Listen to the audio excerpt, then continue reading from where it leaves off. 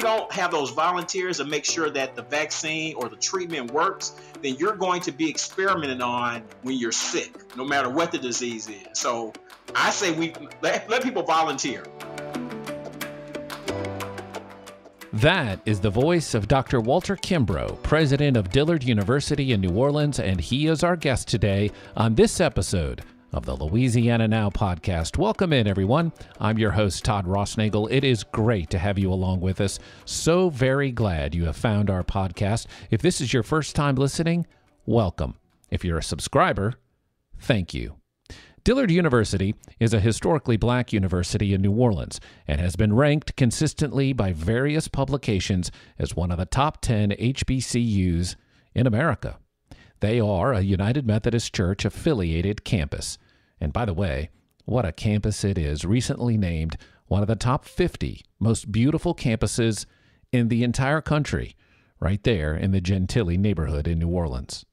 Dr. Kimbrough is just the 7th president of Dillard, having arrived in New Orleans in 2012. He has been recognized for his research and writing on HBCUs and the role they play in America, and we're going to talk about that. He was also mentioned a few years ago as one of 20 college presidents that you should follow on social media. His handle, by the way, Hip Hop Prez.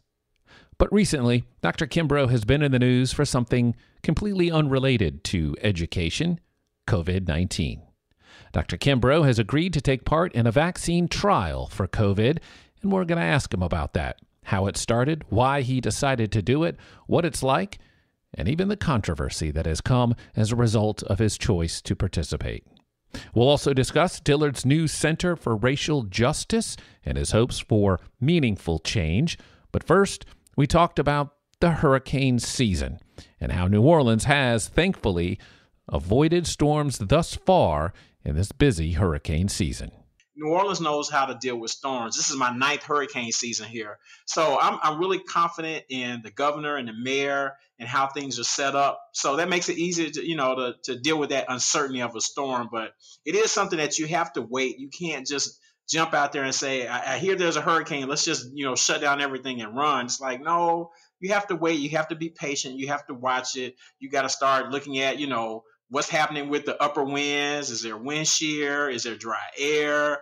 And all of those things impact the storm. So once you start listening for that language, then you can start to really make a good prediction as to what's going to happen. One of the things that I don't think we can predict, or at least we haven't been able to figure out how to predict right now, is the pandemic. And I wanted to switch maybe gears to the pandemic because one of the reasons why I wanted to reach out and have a conversation with you was the news of you agreeing to take part in a vaccine trial for COVID-19. And I suppose my first question to you, President Kimbrough, is why? Why did you feel called to do this? Well, so I'm a cable news junkie, so I'm watching hours, basically when I get home and after I've, helped everybody have dinner and I work out, I'm spending 3-4 hours watching cable news. And you keep seeing all of these stories about, we have these vaccine trials, but there was sort of like this call to say, if we don't have a diversity of people participating, we don't know if the vaccine works. And so it's something I started to think about is, there are also the stories that the people who are dying the most from COVID-19 look like me. The deaths are overrepresented for African Americans. At one point during this summer, Louisiana, which is a state that's 33% black, had 70% of the deaths being black. Okay. It wasn't until recently when now black deaths are 48%. It's still we're one of the worst in terms of overrepresentation. So you got all these comorbidities that exist in these African American communities. So this virus is very deadly for us. And so, I was watching it one day and, my wife and I were talking. I was like, what, I think I want to, maybe be in a trial because they're asking people that they need people to participate. So I thought about it. I was like, maybe I should do that. There's nothing really else I can do. I'm not a scientist and, I'm not a frontline worker. I'm, blessed to have a job where I can work remotely. And, we were able to, shut down in the spring and send people home. And so my level of risk to really get it is minimal because I can protect myself to a degree. But there are a lot of people who look like me who have frontline jobs and they can't do it. So I was like, well, maybe I could do something. But then you go back to just sort of doing what you do. I mean, there wasn't an easy way for me to get involved. And so then, middle of August, the president of Xavier called me and he says, hey, I'm in this vaccine study. And maybe if we both get in it, then we could, let our campuses know, hey, we're in this. Is something that we hope people will think about doing. So that was my invitation in. I was like, you know what? It's made it too easy for me. So when he said that, I was like, yeah, get me connected. So the research team at Oxnard, it's the Pfizer study. They reached out to me, and by August the 25th, I was officially enrolled in the program. So it wasn't anything I was really worried about. My undergrad degree is in biology, so I have some basic rudimentary knowledge of how some of these things work. So that was never a concern for me. But it was just something to say, how can I help? Because people who look like me are dying the most from this disease. And what can I do to be helpful? And so if I can offer myself to make sure we have a vaccine that works, but it's safe, and particularly because the people who look like me need the safe vaccine the most, this is the least I could do. So that's how I got involved. I have a lot of follow-up questions, but one of the most immediate questions from just hearing your story, I want to go back to your wife. What was her reaction to all of this?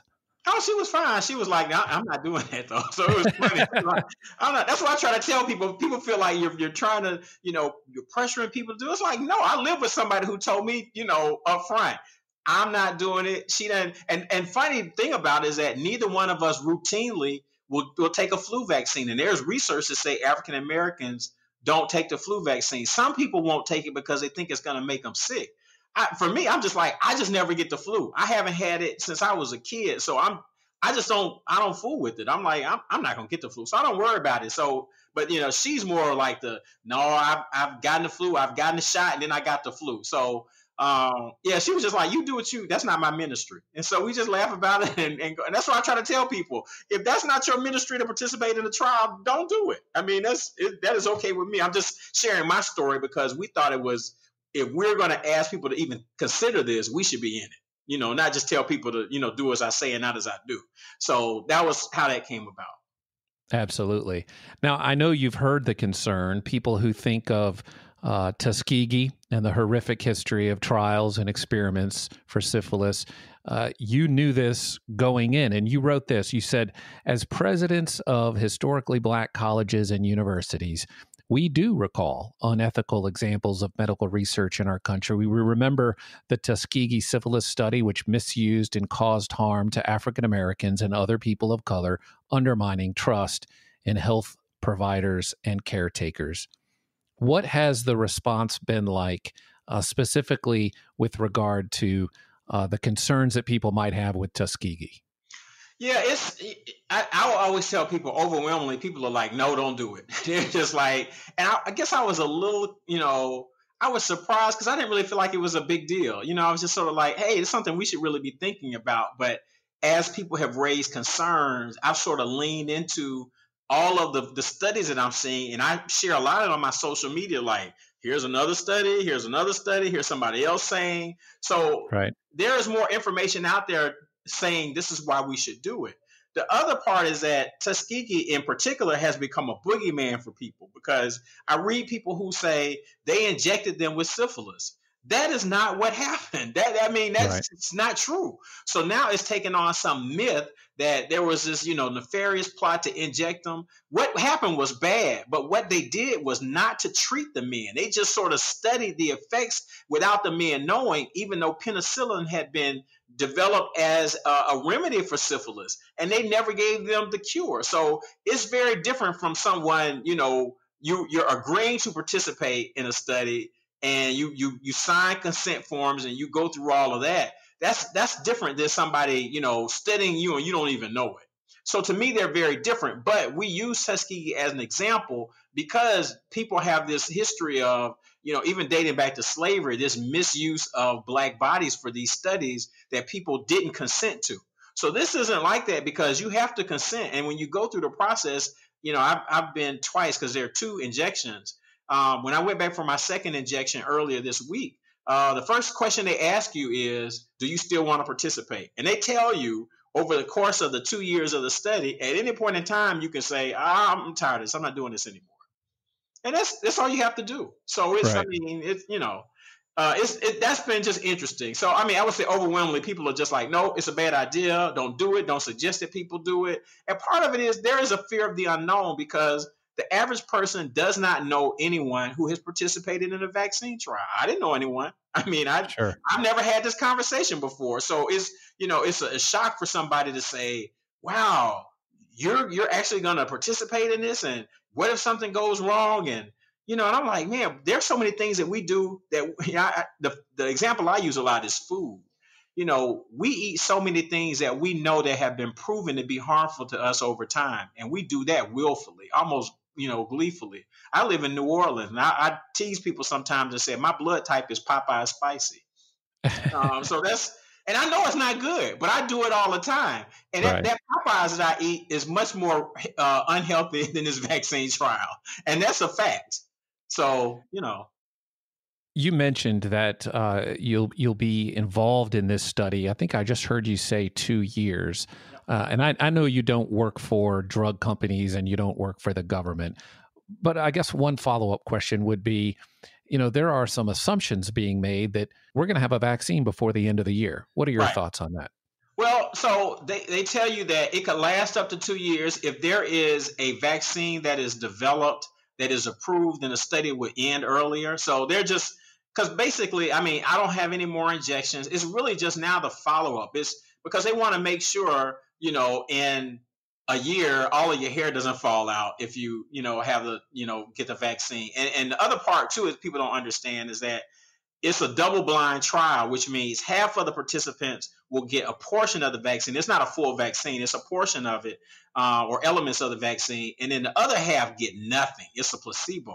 So they're just studying people just who are just about doing their day-to-day business to compare the two groups. So that's your control group that you're studying, that you're just following them just like anybody else. And if they get the virus, just being out in the community, that's all. So you're not getting anything. And then one group gets a portion of the vaccine. So then that becomes a little bit different. You are president of Dillard. Education is your playground, if you will. What is the teaching moment with this? So I think the teaching moment really, at some point, because you hear just a lot of negative stuff. I just told my wife at one point, like, people just being stupid. I'm sick of this. I'm not worried about it anymore. And I'm just going on. But then part of me, and I think this is the part of me that's the Taurus and the stubborn part of me, is to keep pushing this as something that we should discuss because there is so much misinformation. And I've seen like 3 webinars now. There was a 2-part webinar that was really led by the HBCU medical schools. And I'm like learning so much about why the trials are important, how vaccines impact people differently. Because like the first night, someone asked a question, basically race is a social construct. So if people's bodies are generally the same, why do you have to have a test that includes African Americans if biologically everybody is the same? And so this professor from Columbia says that is true, but we have different lived experiences. So how we live and how we interact with each other and where we live are very different. So there are environmental factors that impact our body. So for example, like I said, African Americans have more comorbidities. Some of that is based on the nutrition that we're able to get. We have more people who live in food deserts. We have more people who live in, communities that have, toxic environmental conditions. So all of that impacts your body and how it functions. And so you might respond differently to a vaccine than someone who has a healthier diet, who lives in an area that doesn't have the same environmental problems with it. So when he said that, it's like, where you live and how you live, I was like, wow. So the selfish part of me is that if no one else learns anything about this, I'm learning a lot. So I'm thankful for an opportunity to sort of expand my knowledge. But I'm really pushing people to say, yeah, I understand people are concerned about it, but we should really have these conversations. The other teaching point is, I'm telling people that if you would rather have people who volunteer to participate in a study than for you to be experimented on, because if a vaccine is created and you take a vaccine and you get sick because it doesn't work, that means they got to go back and figure out like, okay, so what do we do? Do we do another dose? Do we change this? So now you're volunteering for, an experiment, but it's a little bit more critical because obviously something went wrong. And so we don't have enough people who volunteer so that other people don't have to go through the pain of being experimented on. For example, when the actor Chadwick Boseman died, a lot of people started talking about prostate cancer, particularly as it increases in Black men. But one of the first things I heard, there are not enough Blacks in the oncology studies. So everybody mourns this 43-year-old actor who's at the height of his career who dies. And part of the reason he dies is that we don't have enough people volunteering so they could study it so he could be treated and not die. So it's a bigger question. So we got to start saying you don't need a lot of people, but you do want some people to volunteer. Because if you don't have those volunteers to make sure that the vaccine or the treatment works, then you're going to be experimented on when you're sick, no matter what the disease is. So I say we let people volunteer.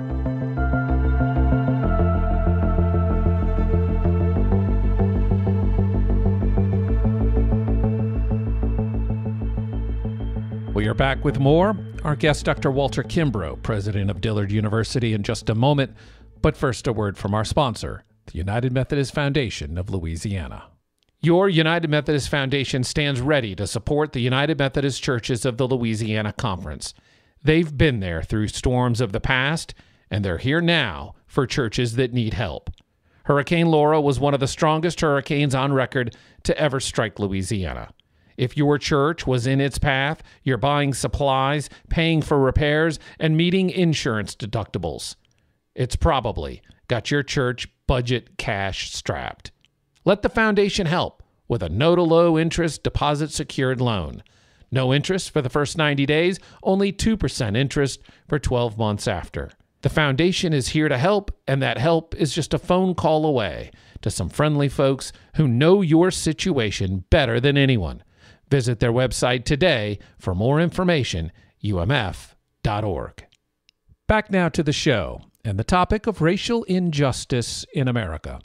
Dr. Kimbrough wrote back in June a great piece that we will include in the show notes of this episode. It was posted on Inside Higher Ed. He was reflecting on Bishop Bruce O. of the United Methodist Church, who said this: "We share collective responsibility to turn our thin words into thick action. We share collective responsibility to break our silence." Bishop O said this is the moment for the United Methodist Church and all peoples of faith to be bold in our witness against racism and white supremacy. Dr. Kimbrough concluded by saying this: "I have read some moving statements from my colleagues in response to the death of George Floyd. I have no criticism of those statements, but I want to profess a different truth."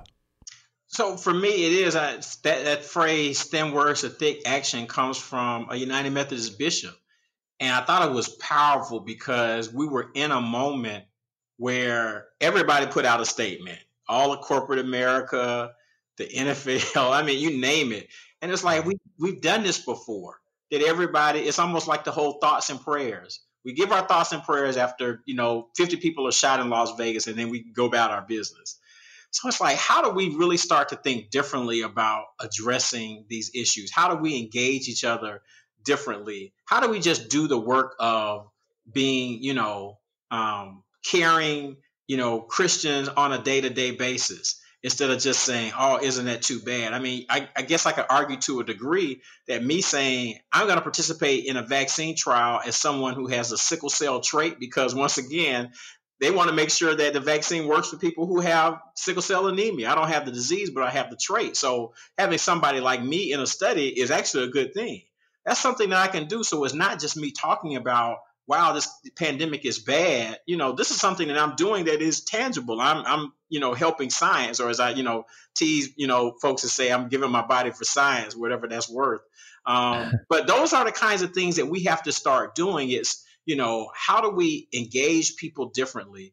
How do we put ourselves in different environments where we're getting to know people and interact differently and those kinds of things? Actually, just recently got asked to be a part of a commission That's looking at issues of free speech on college campuses. That's one of the things I've always, this, corona or this vaccine trial has been like a mini controversy for me. I'm much more known for the controversy of bringing conservatives to campus. I mean, it's like, no, you got to hear other people's points of view. I believe in that. It's like, I can't even, how do I argue with someone if I don't even fully understand what their point of view is? I'm just arguing based on my own ideology. So you sort of need to understand that. So this becomes, I think, a moment for a lot of people, not just to write some statement, which a lot of, higher education institutions have done historically, but it's like, go back again and look to say, what are we doing? What in any kind of area? How do we lean into that and do a better job, particularly along these issues of race? So one of the things, we're doing is, our board chair is saying, hey, let's do a center and talk about racial justice. And how do we work more closely with police in the city and address those issues? So that becomes more than just a statement. It's something that we're doing that's, we can track, we can have some benchmarks, we can have some accomplishments. Those are the kinds of things I think we can do as organizations, but individually, we can all do something different to engage people in our communities a little bit differently. Speaking of the Center for Racial Justice that Dillard has established, it's described as this: Dillard is answering the call to be a conduit for change by engaging law enforcement officials, community leaders, and citizens to acquire the cultural competence needed to bring about systemic change to policing in communities of color. So much has been shared that something must change. And I think those conversations are often wrapped in protests, but the conversations about what needs to change, those conversations often take place in boring legislative committee rooms and take the form of policy, not protest, and are often maybe not nearly as newsworthy, but we know it's vital. When you think of what needs to change, what comes to your mind? So actually, I was hearing this morning, I heard Mayor de Blasio of New York talk more about this idea of community policing. I don't think we've leaned into that enough. I think we got to go back to, you have a beat, the people in the neighborhood, as he said, people in the neighborhood have the police officers' cell phone numbers. They have real relationships. I remember as a kid growing up, you had Officer Friendly in the schools. My kids don't know anything about Officer Friendly. They've never seen that. I think we need Officer Friendly again. That's in the schools and developing relationships so that, students have a different impression of what police do. And police have a better relationship with young people, particularly in the high schools, I think is important.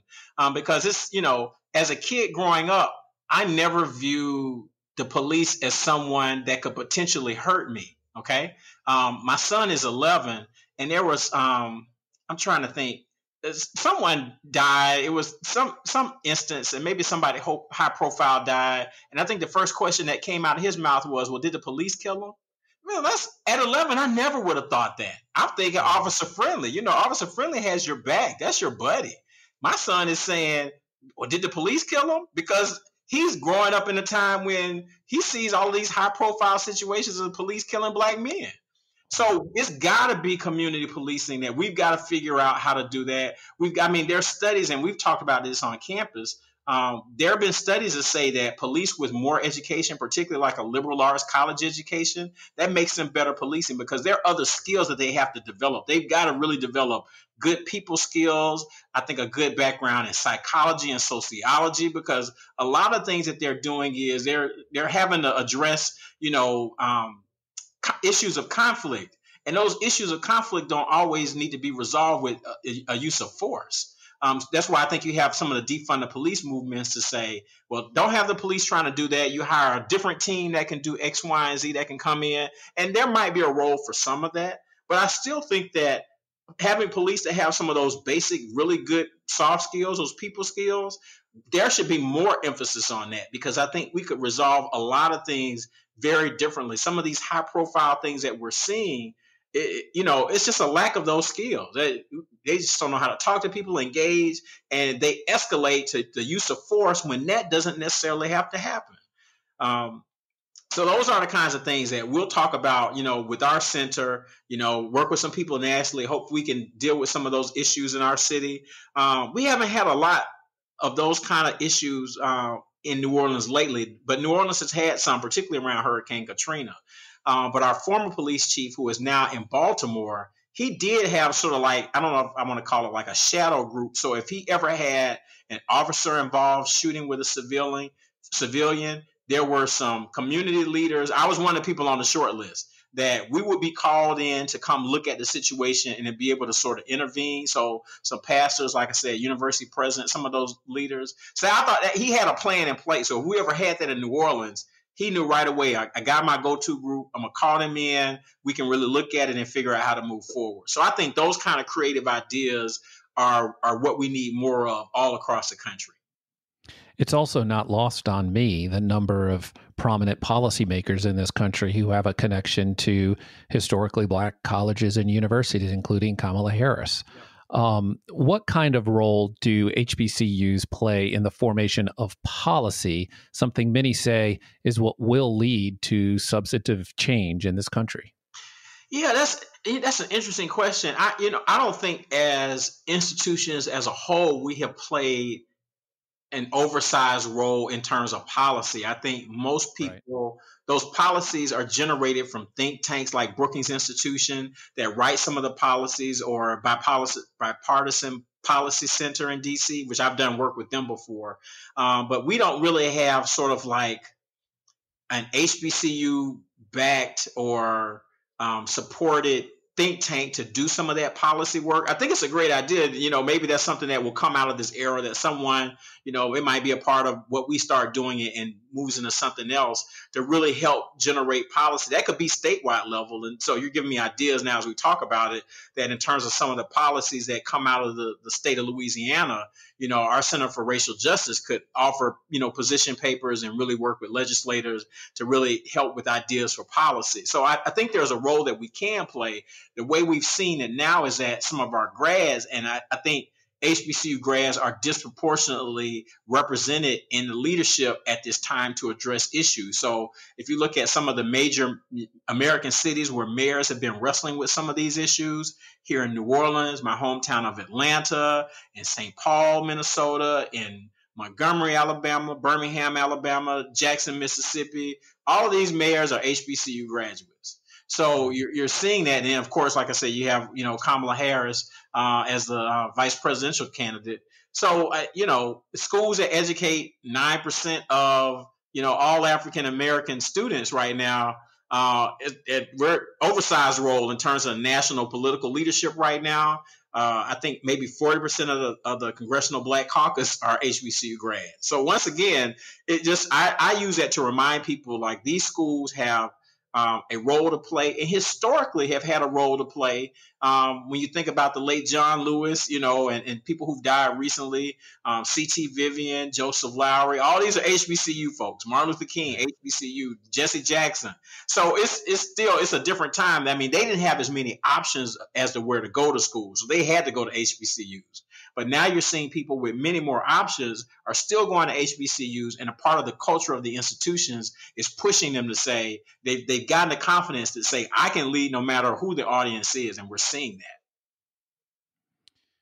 President Kimbrough, final thoughts here from you.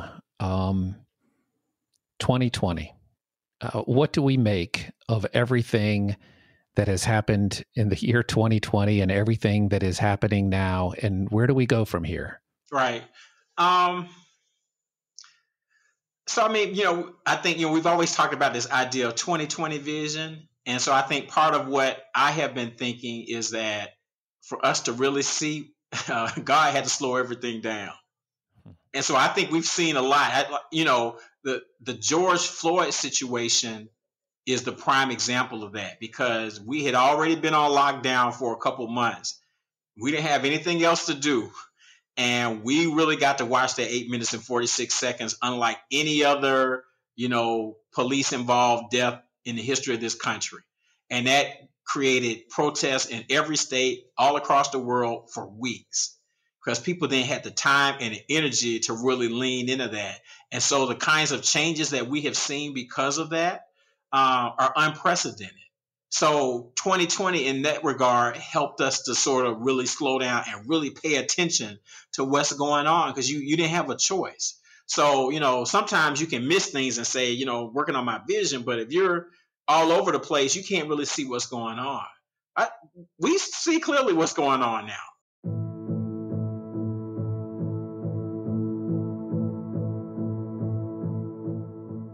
And so how do we move forward once we come out of this pandemic season to work differently? So I hope that there is lasting, changes in terms of how we operate, and not once we get out of the pandemic sometime next year, it's like, ooh, okay, let's go back to doing what we do. So, I think it's a very interesting time to live. It shows how resilient we are as people. We found new ways to do things, to engage each other, for churches, how you worship.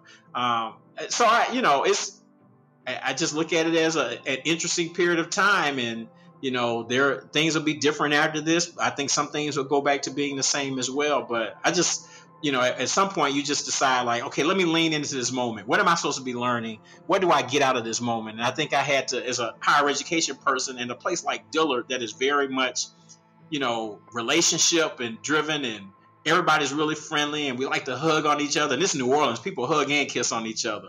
I know that's driving everybody crazy. So I think people are appreciating those relationships a little bit more. I've heard a lot of that from students when they had to go home early to say, man, I'm really, I'm fully understanding how valuable that experience is. So for a lot of people, I think we're valuing what we have a lot more because of that. So in many regards, I think this is healthy for us. I mean, it's got a lot of problems. Don't get me wrong, the death and, the strain, the financial troubles, but there are going to be some benefits too. So we just have to lean into it and make the best out of it, and find new ways to work together, and try to become better people and create better societies. Walter Kimbrough, President of Dillard University, we thank you so very much for carving time out of your very busy schedule to visit with us. Thanks again. Yep, no problem. Thank you.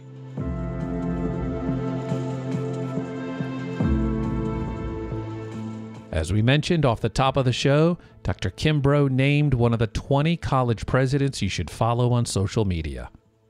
And well, now you know why. We thank him for his time and for his witness.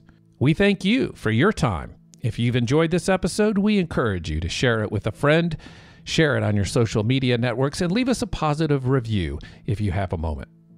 For our producer, Mary Burley, our sponsor, the United Methodist Foundation of Louisiana, I am your host, Todd Rossnagel. Thanks again for joining us, and until next time, remember the words of Dr. Kimbrough when he simply asked the question, what can I do to be helpful?